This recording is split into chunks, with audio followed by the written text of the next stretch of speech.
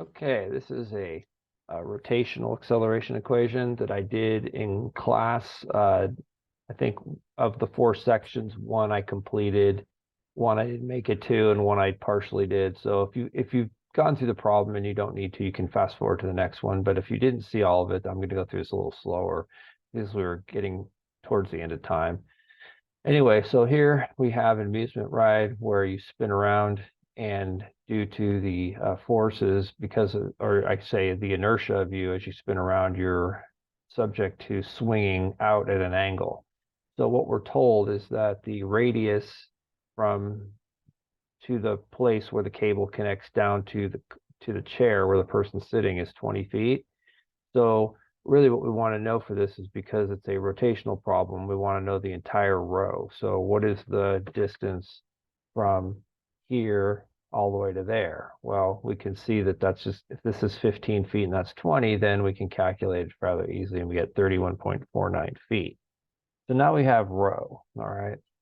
The other thing is we want to know is what is the speed of rotation, because that angle is going to depend on how fast the velocity is, which we can then convert to RPM. And then also what's the tension in the cable. So if we assume that the seat was negligible weight and the individual in the seat weighed 250 pounds, then really how much are they feeling, what weight? And so of course we know that the faster they rotate, the heavier they feel due to the acceleration of both gravity and centripetal acceleration. The first thing, like any of these types of problems, as I said in classes, once you have all the information down, you know what you need, then we know mg equals 250. Then the first thing is a free body diagram, mass acceleration diagram. So we're using the yn coordinates. I mean, it's yx or yn, same thing. It's normal direction, just a little easier in this case. So if we draw our free body for the individual as a particle, we know that the tension is going up, and it's at a 40-degree angle. So that's not quite 40, but that doesn't look like 40, but it's good enough for government work. So we got 40, and then of course we know our mg is straight down. And we know that then is going to equal the object and its acceleration. So its acceleration, we're going to mark as mv squared over rho. So we know that the acceleration normal is v squared over rho. So in almost all these problems, we're immediately going to substitute it for that. Okay. So just like any other problem, once we do this, what are we going to do? Like in statics, we're going to sum the forces in the n direction. All right. And that's going to equal to ma normal. So if we do that, what do we get? Well, we get t cosine 40 degrees equals mass times v squared over rho. All right. Then we know if we sum the forces in the y, that's going to be 0, since there's no acceleration in the y in this problem. So now we know it's going to be t sine theta, or sine 40. And that equals what? Mass times gravity, or minus mg equals 0, but we can just move it to the other side. So we know that, all right? So if we take the two equations and we divide them, so if we call this equation 1 and call this equation 2, then 2 over 1, right, is going to let us cancel tension out. It's going to give us tangent 40 degrees, and that's going to equal g rho over v squared. Okay. So we have gravity times rho v squared. So now we have everything we need to solve for velocity rather easily. So if we plug in, we get v is equal to the square root of 32.2 times 31.49, and then all that's divided by tangent of 40. So we just swapped those and took the root. So we get a velocity equal to 34.76 or 34.8 feet per second. All right. But remember that they weren't asking us for the velocity. They want to know what the RPM is. So when you have feet per second, remember from polar coordinates, and V equals R theta dot, right? Now we don't have any velocity anywhere else. We just have the tangential velocity. So it's R theta dot. So therefore theta dot, of course, is going to equal V over R. So theta dot gives us 34.76 feet per second divided by 31.49 feet. And so that's going to give us theta dot, which is 1.104 radians per second. Remember, radians is that phantom unit that comes and goes. So it's really 1.104 per second. So radians per second. So, and remember to convert that to RPM, we know that 1.104 radians per second multiplied by 1 revolution per 2 pi radians, right? A full revolution is 2 pi radians. And of course, 60 seconds in 1 minute. So just basic unit conversion you guys done before. And we get what? 10.54 RPM. So that's our value. All right. And then the last thing they wanted was, what is the tension? So now that we know what mg is, then it's rather easy to plug that back into here, isn't it? So if we look at that equation, we know that tension is just equal to the mass times gravity, or the weight of the person, 250, divided by sine 40. And so if I do that, if I solve that, I get T is 389 pounds. So the individual feels like they are 389 pounds sitting in that chair. That's due to the acceleration. All the blood running from their brain. So again, like we talked about in class, if you go too fast, you black out. Better than a hemorrhage, though, going the other way. All right, so hopefully that helps. If you haven't seen it, or if you have any questions during it, pretty straightforward problem, again, using the relationship of AN. All right.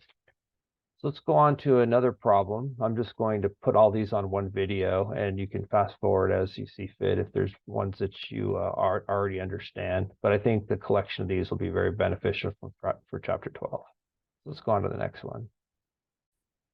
Again, I always suggest that you try these yourself. Because the more you do this, the better you're going to be with this material. So let's go through this problem. So here you have 2 blocks shown initially at rest, and we're not going to worry about the mass of the pulley or the effect of friction on the pulley, so no inertia there. Now we know we're given the coefficient of friction, static and kinetic, so static being 0.25, kinetic being 0.2. We want to determine the acceleration of each block and the tension in the cable. All right. Now, when you do a problem like this, this should look familiar from statics, is that you have to first determine whether or not these blocks are even going to move. And so there's different ways to do it. One way is to determine what friction coefficient would allow each to move and then compare. The other way, which I did, was to compare the tensions required for each to move. So again, that's statics. So I'm just going to show you what I did instead of going through it in detail, and you could follow along, and then we'll go and do the second part where it's actually moving. So if we assume it's moving, we can't necessarily know that, but for example, if we look at the drawing, we know we're going to set positive to be this way and down. So the direction has to be consistent. We also know that because of the pulley here, that the acceleration of B is going to be half of the acceleration of A. All right. We're going to need that because later on, we're going to have two equations and two unknowns when we deal with acceleration, right? We're going to end up with, because if we want to find the tension, then the acceleration, if we didn't know this relationship, we would have acceleration of B, acceleration of A, and tension. So we'd have three unknowns and two equations. But because of this, we can substitute it in. So initially, when we start, we're looking at static friction 0.25, and the question is, will the blocks move? Now, no, this is static, so there's no mass acceleration diagram. We're looking at just the static system. This should look familiar. We first draw block A, so we know mg, T, normal force A, and the friction force going opposite, since we're assuming it's going to go to the right. So calculate our normal force, just like you'd expect. Sum the forces in the x to 0. So we find that in order to move this block, we need a tension of 115.4 newtons. All right. So again, if you're not sure how I did this, I just looked at my free body diagram and I drew, because remember that maximum friction, when I used the relationship FA equals mu n, that is only valid for impending motion or kinetic friction when it's moving. That does not work all the time unless you're assuming you're on the cusp of motion. So now we knew that that's 115. So now we'll go to the other block, block B. So block B weighs 300 pounds. This block only weighed 200 pounds. So again, we have a normal force, friction force, 2T, because we have two cables going up. So we get our normal force and our friction force, and they're both fairly small because of the incline. And then we go ahead and do the same thing, sum the force and the y. And what do we find? We find the tension that will have in order to keep it from sliding down is 128.1. So that means that we need to pull up with T equal 128.1 in order to keep that from sliding. Well, that's greater than that, so therefore it's going to slide. Now, if you had done it, you could do it the other way by just leaving mu, assuming tension's the same, and then solving for the mu required. So that's another way. I know other instructors show it, but I prefer this way. So, all right, so now we know it's going to move. So what's the next step? So effectively, we're going to do, for the most part, the same process. We're going to set up free body diagrams, and we're going to solve those free body diagrams. So there's not really anything significantly different. So if we go ahead and we look at our free body diagrams, then let's see, do I want to draw this, or maybe what I'll do is I'll put this on here. This might be a little easier to do. So we go ahead, draw our free body diagram, and what do we have? 200 going down, FA, NA, T, right? And that equals our mass of A times acceleration of A. All right, so there now we have our kinetic diagram. So then, and again, you can pause this anytime, catch up, turn it off, try it yourself. So then I have some of the forces, and y is 0. I get my normal force again, and I get my friction force. Now my normal force will be the same, but the friction force will be a little different because the friction coefficient is smaller. So then I go ahead and I sum my forces in the x direction, which I forgot to do. So sum the forces in the x equal to ma. Sorry. And so now I have tension minus 200 sine 20 minus 0.2 NA, and that's going to equal ma, the mass times acceleration. So that's the mass of the block. All right. And so now that mass times that acceleration A, I get my first equation, which is T minus 106 equals 6.21 acceleration A. All right, I don't know that, and I don't know the tension, but I know that's the relationship. So then I do the same thing with B, okay? And let's go ahead and draw this out. So here is 2t FB, right? I have no acceleration in the x now because it's resting against the wall here. So now I have minus 2t because remember that downward is positive. So minus 2t minus 0.2 times the normal force, 102.61. That's the upward. And then downward is going to be 300 cosine 20, right? Straight down. And all that is going to equal 300 divided by 32.2. So we have slugs. And then I'm going to substitute in 1/2 acceleration of A. All right. Now, acceleration of A, acceleration of B are in the same direction. So this doesn't change signs. It just is half the magnitude. So then it's just two equations, two unknowns, which is algebra. What I found easiest to do is to multiply. So I brought this equation down and I multiplied it by 2. So that's where I got the 2t minus 212, right? 2 times 106 gives me 212. 2 times 6.21 gives me 12.422. And then added the two equations. So the t's dropped out. I got this, got that, and then I just simply substitute them back in. And I know if I get acceleration of A to be 2.89 meters per second squared, the acceleration of B is half of that, and then t is easily solved for with either equation. Okay.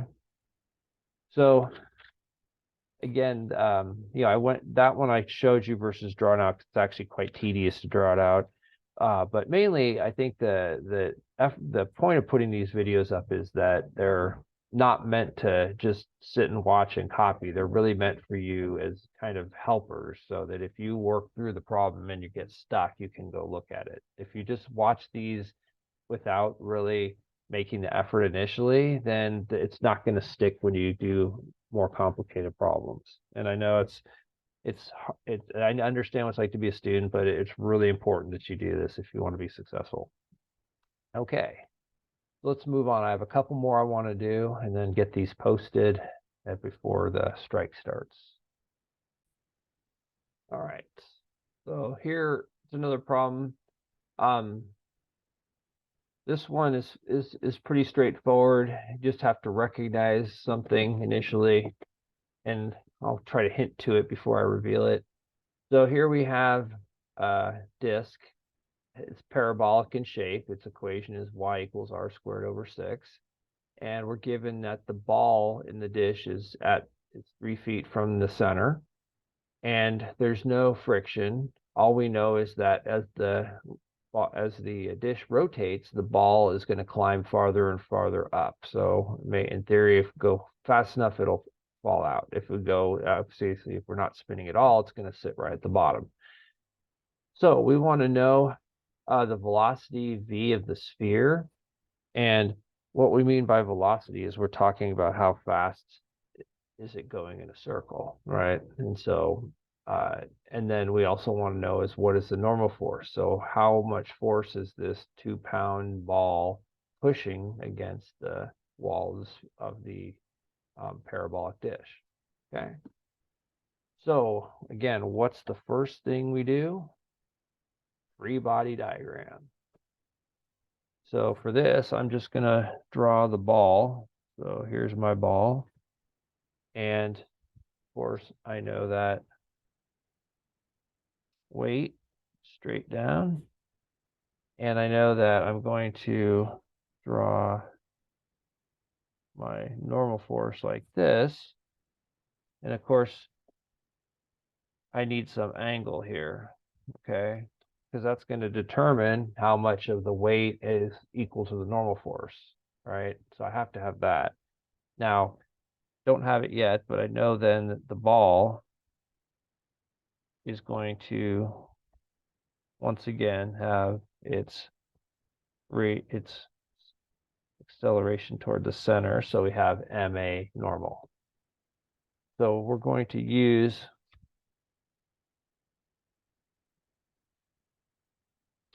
y normal. Okay. Now, how are we going to find this? Okay, so let's look at what it says. Well, it says that it's at rest. We're given that r is 3 feet. Well, what do we know about the slope? What's the slope right here? Well, how do you know the slope? Well, so think about it. What is the slope of that? It's the derivative. So if we take dy dx or dy dr, then what do we get? So dy dr of r squared over 6 becomes what? 2r over 6 or r over 3. And then at 3 feet, if r equals 3, then we have 3 over 3, which is equal to 1. So if the slope is 1, then that means the angle has to be 45 degrees, right? So we know this is now 45 degrees. So that's the only thing that's kind of, if you didn't see that right away, but that's why you took that Math 141, right? So it proves that some of this does come back to be useful. So now we have that, the problem becomes fairly straightforward, much like the one we did with the carnival ride. So we sum our forces in the n direction, then what do we get? If we sum the forces, actually, let's start with the y. I mean, it doesn't matter, but if we sum the forces in the y direction, we get n sine 45 minus w equals 0. So our n is just equal to w over sine 45. All right. So we can determine that because we know the weight's 2. So it's going to be 2 over the square root of 2 over 2, which is 2.83. All right, so 2.83 pounds. So we know the normal force is 2.83 pounds. All right. And then if we sum our forces in the n, that's MAN, then we have n cosine 45 equals W over G times acceleration n.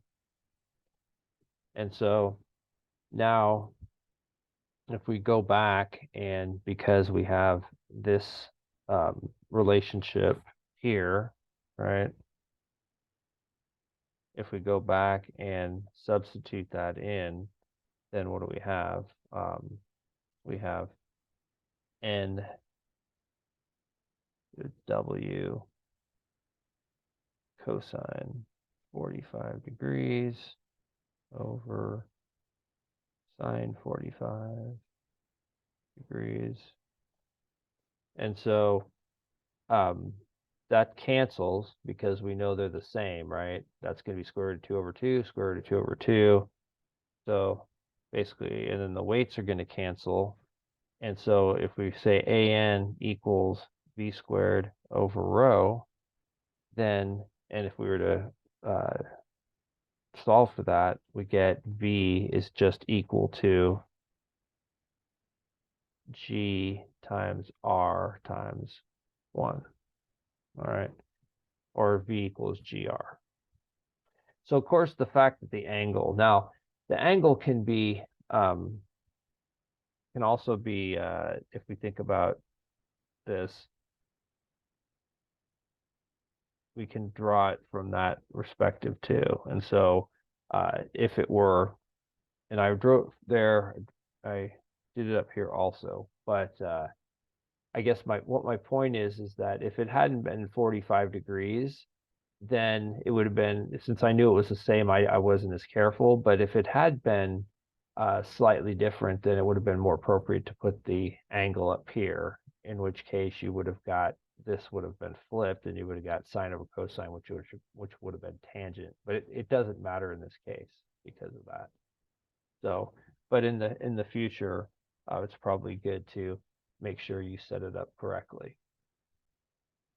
Actually, that is correct. So I paused for a second and checked the geometry. Just double check. I figured it was, but just to be sure. So no, you'd want to leave it like that before, because if we look at this, for example, if we draw a line, that's our slope, we can, and let's say it's not 45, we see there's that big angle, that would be our slope then. And if we have the corresponding angle here, it would be this. So let's say it's 60 degrees, then we'd have 60 degrees here. So if we sum the forces in the y, then we would use our respective